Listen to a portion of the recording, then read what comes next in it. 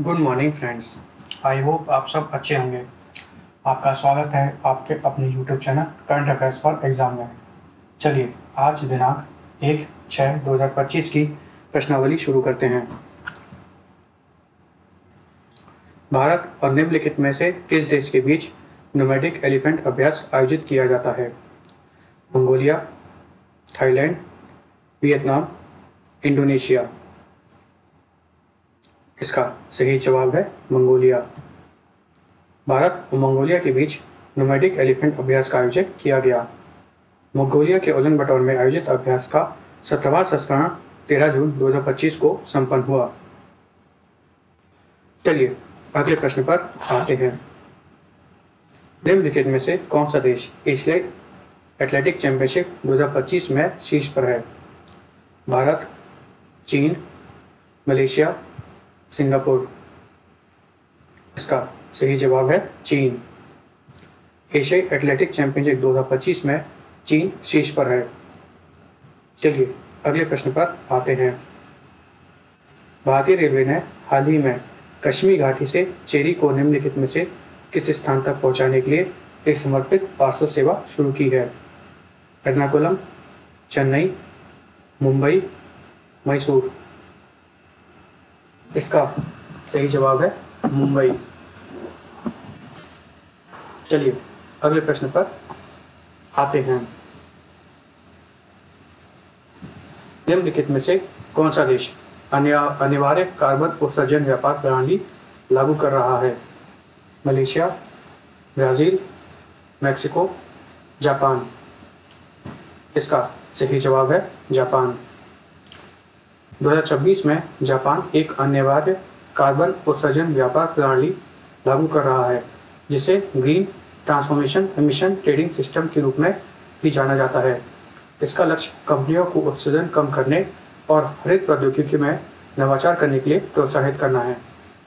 चलिए अगले प्रश्न पर आते हैं। निम्नलिखित में से किसने विकसित कृषि संकल्प अभियान शुरू किया है?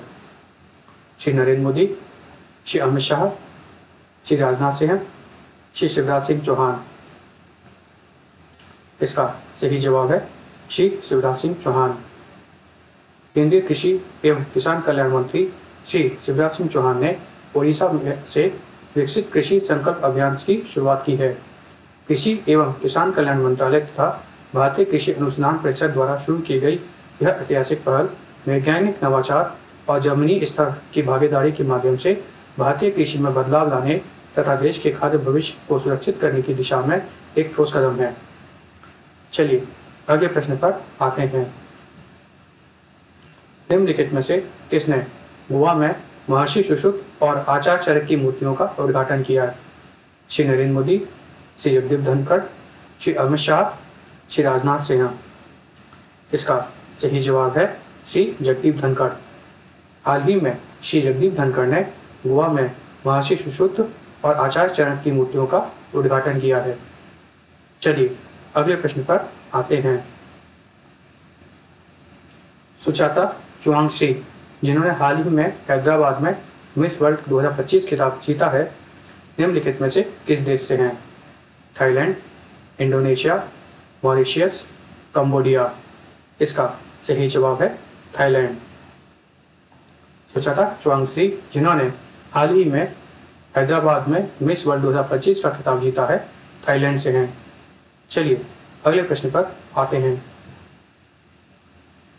निम्नलिखित में से किसने हाल ही में DOGE department of government efficiency America से इस्तीफा दिया है?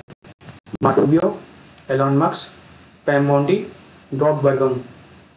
इसका सही जवाब है एलन मस्क। एलन मस्क ने हाल ही में DOGE department of government efficiency, जो कि अमेरिका में एक विभाग है, से इस्तीफा दिया है। चलिए अगले प्रश्न पर आते हैं। इंडिगो निम्नलिखित में से किस देश की एयरलाइन के साथ अपना पट्टा समझौता समाप्त करने जा रही है? तुर्की, मलेशिया, इंडोनेशिया, सिंगापुर। इसका सही जवाब है तुर्की। इंडिगो तुर्की एयरलाइंस के साथ अपना लीज समझौता समाप्त करने जा रही है। यह निर्णय तुर्की द्वारा पाकिस्तान को दिए जा रहे समर्थन के जवाब में लिया गया, जिसकी भारत ने आलोचना की है। चलिए अगले प्रश्न पर आते हैं। निम्नलिखित में से किस वर्ष 2025 के लिए प्रिंसेस ऑफ ऑस्ट्रियस अवार्ड पुरस्कार से सम्मानित किया गया है? सिमोन बाइल्स, सेरेना विलियम्स, रोंडा रोसे, डेनिका पैट्रिक। इसका सही जवाब है सेरेना विलियम्स। सेरेना विलियम्स को 2025 के लिए प्रिंसेस ऑफ द ऑस्ट्रियस अवार्ड से सम्मानित किया गया है। सेरेना विलियम्स एक प्रतिष्ठित स्पेनिश। चलिए अगले प्रश्न पर आते हैं। हाल ही में कितने सार्वजनिक उपक्रमों को ने मिनी रत्न श्रेणी 1 का दर्जा हासिल किया है? 1, 2, 3, 4। इसका सही जवाब है 3।